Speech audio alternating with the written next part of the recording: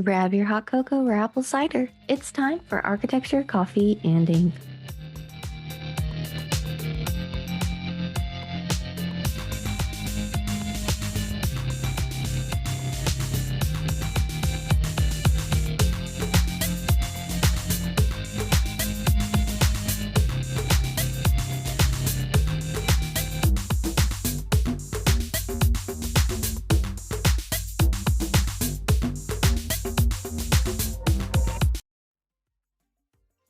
Hello, this is Hollywood C, and you're listening to Architecture, Coffee, and Ink, a podcast dedicated to introducing concepts, detailing out designs, and tackling the architecture you might not realize the meaning behind. I'm your hostess, and I am here today to start introducing you to the designs that make you wonder why. So I ask you to brew your coffee, grab your sketchbook and pen, and let's begin. Welcome, everyone. I am excited to continue a nice winter break. For many people, they have been celebrating the holidays already, and for some, it starts today, and for others, it's still coming up. So, wherever you may be in your winter celebrations, I wish you happiness and joy and a season of festivities. So, in light of the variety of the holidays that abound in the winter season, which admittedly I love, I was thinking about doing a series of bonus episodes, with each episode dedicated to talking about a major building or landscape that is devoted or practices a particular religion. To be totally fair, I would cover the big 12 religions and then possibly dive into a few additional projects and buildings that I've been asked to include. Now, I could make an entire extra podcast show built exclusively off the multitude of sects and denominations that have popped up over the years, but I would probably just build a list and then go in alphabetical order so that no one thinks I'm favoring one in particular. But let me know if you'd be interested. It could be a great dive into how the rituals of the space influence the construction and a way of discussing the similarities and the differences between them. Today also marks the start of my 30 days of Instagram. I will be generating some new images, and if you have followed the show on Insta, you probably have already seen the Instagram itself. As much as I would like to say that it's going to be a slam dunk with every post, we have to be totally honest with ourselves. But if you are not a follower, please give it a follow.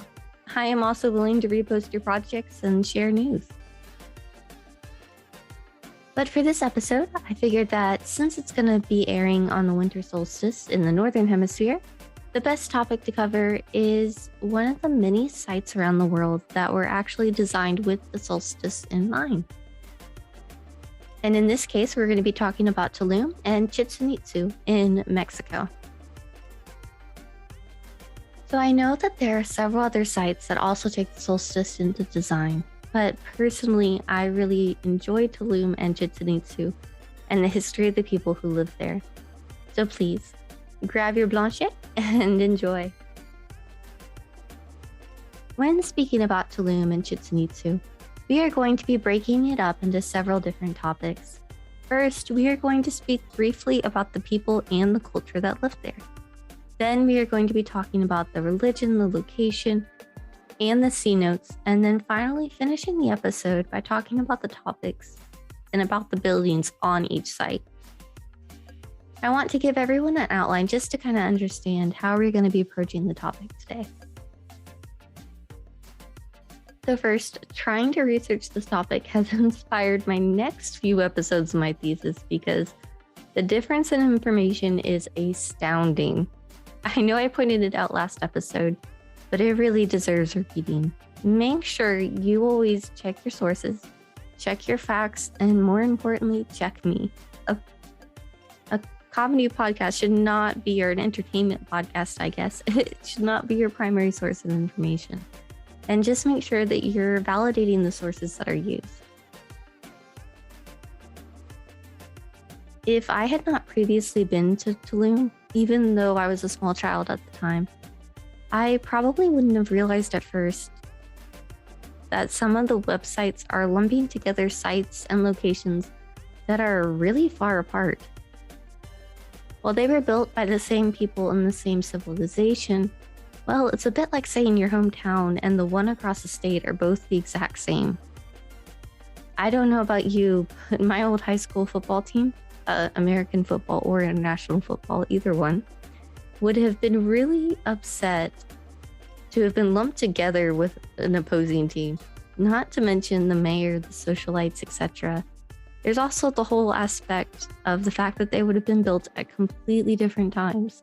Sometimes there is overlap, but in the case of the two locations we're talking about, Google directions say it will take us about 2 hours and 4 minutes to drive from one location to the other. That's a pretty big difference. However, the guiding principles are the same, and I believe that may be the reason for part of the overlap. Or, just shoddy research, who knows?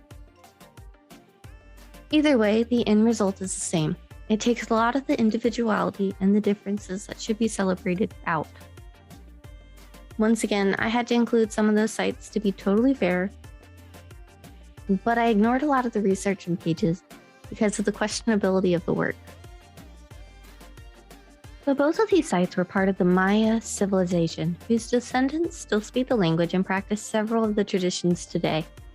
The Maya were originally focused on what is now the Yucatan Peninsula of Mexico, Belize, and Guatemala.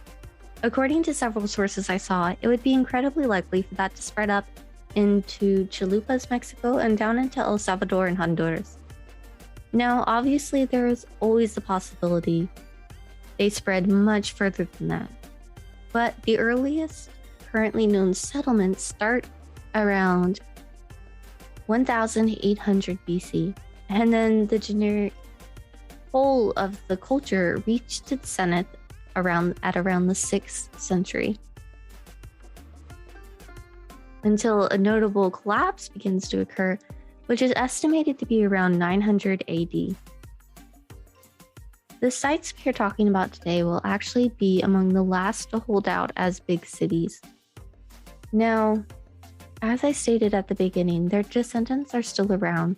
So when I say collapse, in the majority of cases, the people moved or relocated to villages and rural areas. This isn't like Pompeii, where a huge event took out everyone in a certain mile radius. It follows more of the population growth curves.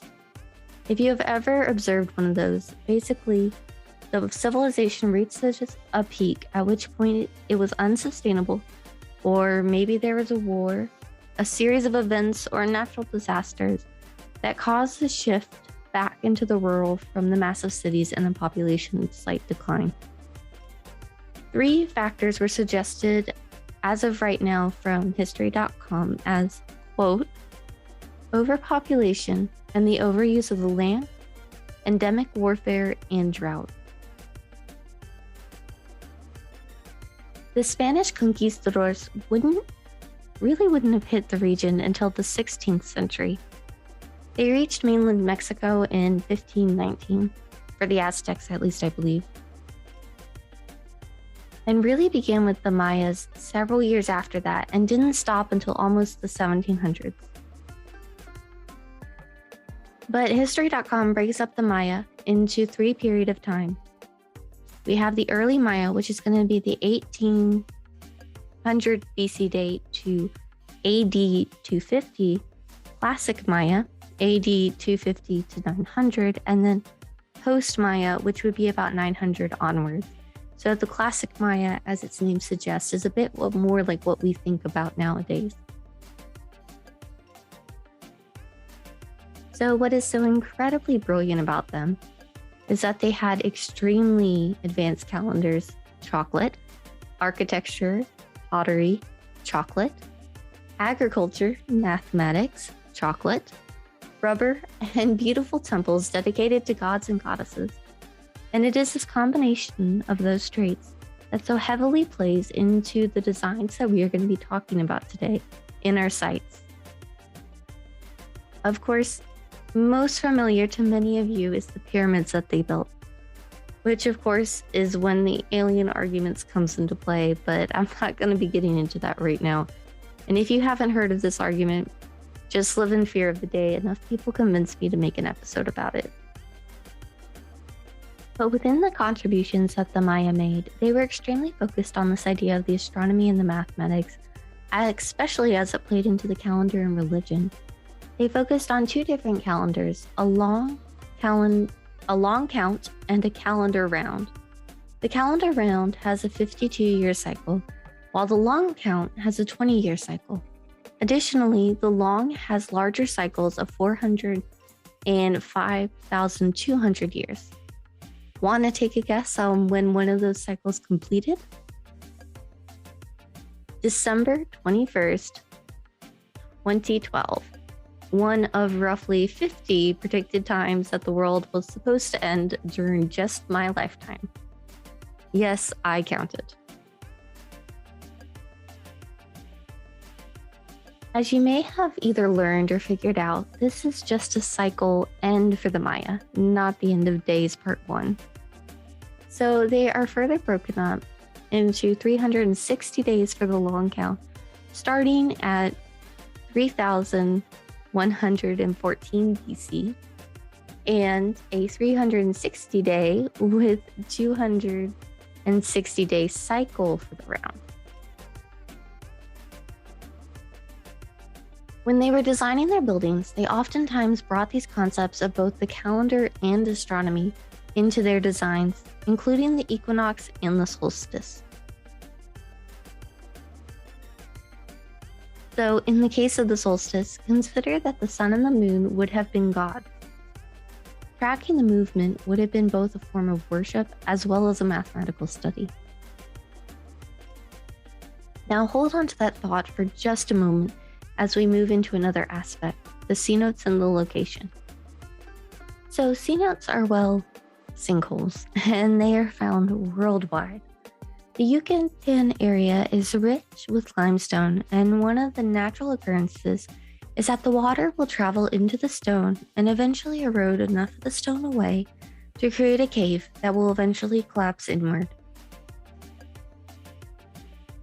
While the process takes a lot longer, there are several YouTube videos about an experiment that goes around every time a sinkhole opens up. In the video, sand is presented in a glass container, often a flat one or not too terribly deep, with water pumped into the bottom.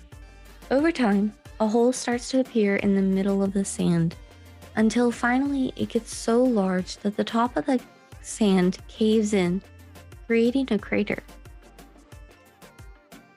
This is basically what happens, but with rocks instead, and with the movement of water through the stone, is sometimes why there is waterfalls seeping out some top edges, while in others the original gap the water was entering into the area could be much lower down. Either way, the basic principle is roughly the same. Now, feel free to correct me if I missed something or if I'm wrong, but the most important thing is that they have some form of water access and are interconnected together.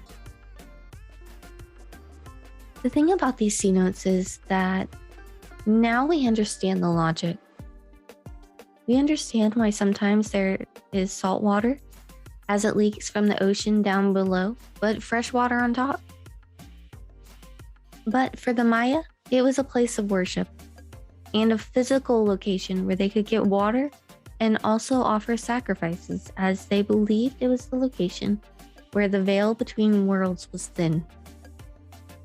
A direct underworld route, or a route to a particular god depending upon the cenote. I think the most commonly or publicly known god is Xibalba. Of course, people will mention sacrifices and give horror stories of young children.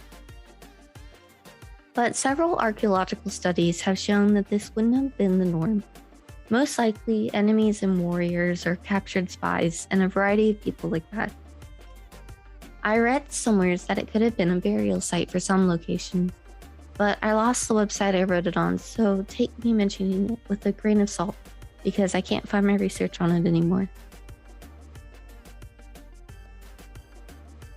So, as you may have guessed, our sites are located extremely close to several of these cenotes, and the proximity likely played a huge role in our site's location.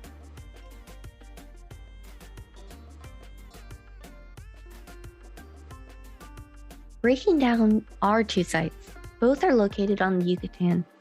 Tulum is located along the sea, while Chichén Itzá is located further inland. And there are several great Wikipedia images of some. Well, honestly, I'm looking at it and I can't tell if it's paint or what program they used, but someone sat down and made maps for each location that is very clearly labeled. The Parc National Tulum actually stretches around the Zeno Archaeological de Tulum. Both locations are firmly on the Caribbean sea side of the Yucatan. So the concept of the celestial bodies was so important that they were among several locations where the central pyramid was designed to line up with the sun at a certain point in the day. You will see several pictures of various moments across time, or capturing moments in time where they can take pictures of the pyramids at different parts of the day, and it highlights different times or different areas that really show how well they managed to intersect architecture, space, and time. While there will be some pictures on the blog, the best pictures I have seen are very copyrighted. So check out some of my sources, especially the link to the Yucatan Times. I will probably share it to the Facebook page and group as well, but they have some great images of these two locations and several others in the Mayan Empire. Unfortunately, it cost about $500 an image to have the rights to post the photos, so I'm afraid that is a bit out of my personal budget to post it on the blog. Starting with Tulum, let's focus on a brief recap of Tulum and some of the important parts. First and foremost, this was probably one of the coolest places I had been in my very young life. This was my first trip to another country, so I vividly remember all the iguanas that were climbing up the cliffs and just, lounging around. I was pretty young, like I said earlier, so when I was looking at the photos online, it seems like a lot more popular of a destination now. 95% of the photos I took were blurry pictures of plants and animals because, yes, that is how young I was, but I will have some images I found on the blog post, just not my blurry iguana pictures. Believed to have been built around AD 564, it was a walled city, and the two major places on the site are the Temple of the Descending God, the Temple of Fresnos, and El Castillo. And I said two, but there's actually three. If you take a look at the map I mentioned, though, you'll notice that there are at least two different palaces and several temples and shrines. As I mentioned before, this is one of the last temples to be abandoned.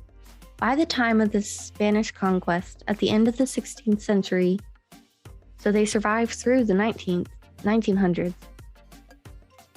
More than likely, disease, war, and famine would have decimated the population before the abandonment. The city was believed to have been called Zama, as it faces the dawn, and that is what the name means. When I was there, my tour guide told us a story that has always stuck with me, of how some of the rocks would actually absorb the sun all day, and they would turn this gold. Thus, some of them believed that it was the mythical El Dorado in the fables. And if you look at several of the drawings inspired by the first Spanish expeditions to the region, you can kind of really see what he meant. With that main temple up on the cliff top. As you may have guessed, some of the original materials and pieces of Tulum have been removed and placed into locations like the British Museum and other collections across the world. though I wasn't able to confirm if they're in there now. So if you have ever seen or have seen or currently are able to see a piece of stone or a sculpture that claims to be from this region, there's actually a pretty good chance it is from one of these temples of the Maya. Not necessarily Tulum specifically, and it could have been removed as long ago as the 16th century. El Castillo here was actually a reconstruction, though, built on the remains of another building. Overall, Tulum would have served as a trading route and seaport. Though you might not be able to tell, it was built on the cliffs, but it had nearby access to the sea, so it would have been a hub for trading by both land and sea. Among the previous things I mentioned they specialized in, they would have also had an extremely large produce section, like corn, or they might have had obsidian, gold, textiles, etc. As frequently mentioned, it is currently in ruins, though it is some of the best coastal ruins in the region. In contrast, Chichén Itzá is actually considered to be one of the wonders of the world. It is one of the locations you will see pilgrimages to, and see some of the images of people raising hands in worship and celebration, especially with today's holiday. So if you are there or happen to be there today, please enjoy. As many sites stated that today is one of, if not the biggest holiday. It is 100% on my bucket list to make it down. I'm so sorry, to make it down for the winter solstice one year. The major temple at Chichén Itzá is the Temple of Kukulkan. According to chicheenitzá.com, it was built by water sorcerers in the 435 AD. Chichén means mouth of the well, while Itzá is witches of water. While Tulum was likely more for trade, Chichén Itzá would have been a secret city. What is also interesting is that it is the designs of Chichén Itzá actually has really strong similarities to other cities that were abandoned during 900, likely brought by a flood of people leaving the city from the Toltec populations, which were people who came from much further inland. However, unlike Tulum, the Itzá were defeated around the 13th century, and the area abandoned except for pilgrimages. Like, they all would have switched away from daily life within the city to it being a sacred location with relatively less travel than it saw during its heyday. However, the cenote that was nearby would have kept people in smaller groups not too far away. Chichén Itzá had several deities among the architecture, but the most famous would have been the Kukulkan, as you see his shadow along El Castillo during the equinox. He was a feathered serpent and was often shown with a long body and open mouth, almost as if to strike.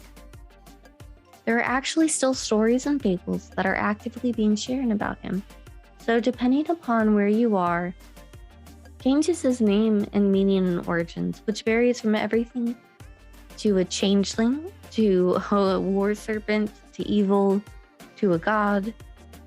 I found stories and variations of him with all types. But in each equinox, he can come to bathe in the cenote and travel to the underworld for yet another year. El Carco on the site, however, aligns with Venus, which would have been a war god and consulted often. And that building is actually going to be the one that's shaped like a dome compared to the main temple, which would have been your pyramid shape.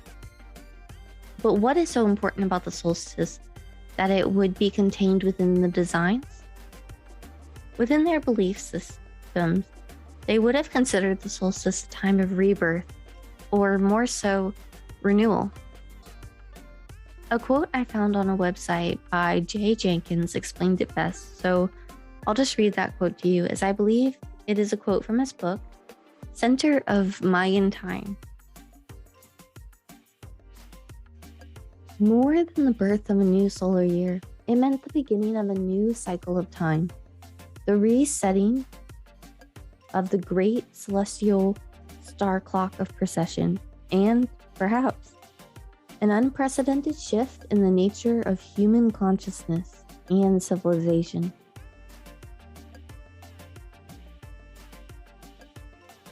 Thank you for tuning in. Once again, a big thank you to all my listeners. And a quick call to action. Please rate and review, share with your friends, your neighbors, your family, your professor, whomever you think needs some architecture in their life. We again have a Facebook page and private group, both of which are under the same name, Architecture Coffee and Ink. The answer to the question, who is the host, is me, Hollywood, just like the city. And the second question is just your opinion. If you have a feature or story you would like, or a case study suggestion, or just want to share a story of your favorite designer experience, you can reach me at Architecture Coffee and Ink. The website is architectureinc.design.blog, and the Insta is now Architecture Coffee and Ink. And again, remember, happy solstice if you are down in Mexico or anywhere you may be in the world. Enjoy all of your holiday seasons. And as always, may your coffee mugs be full and your ink wells never run dry.